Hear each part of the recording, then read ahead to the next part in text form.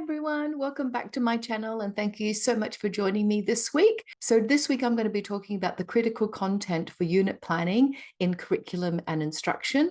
So if you're interested in this topic, then please keep on watching. So let me just move myself out of the way. This is a diagram that just shows the critical content that we need when we are developing curriculum and instruction based on the work of Dr. Lynn Erickson. And the three dimensions that you can see, which are sometimes called the KUDs, are what we want students to know in terms of the factual content, what we want students to be able to do in the processes and the skills, and then using that as a foundation for students to be able to build understanding. So that means developing conceptual understanding and understanding the relationships between two or more concepts in a sentence of relationship. So one of the myths I find about developing concept-based curriculum and instruction is that teachers think that we need to sacrifice content. But in fact, we have to be able to include factual content, what we want students to know, this processes and skills, what we want students to be able to do in order to understand. And I think traditional curriculum has mainly focused on just skill development and factual knowledge.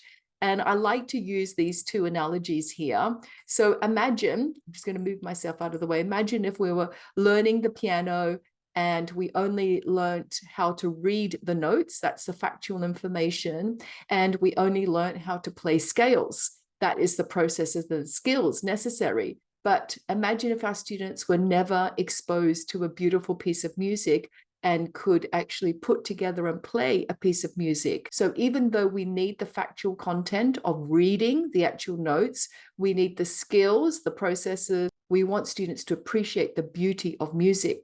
The other analogy I like to use is basketball. So imagine if we taught our students drills for basketball and shooting hoops and dribbling, but they never actually got to play a game. That's the excitement of drawing on all those facts and skills. The facts would be knowing the rules of the game, and the skills are the dribbling and the shooting for the hoops. And we put that together in order to be able to play a game and enjoy the game. So that was just a little reminder of the three different elements that we need when we develop curriculum and instruction and when we plan units. So we need to specify and be explicit about what we want students to be able to know, factual information. We want to be explicit about what we want students to be able to do in terms of the skills and processes, and this will lead to deep conceptual understanding. So thank you so much for joining me this week, and I hope to see you next time. Bye.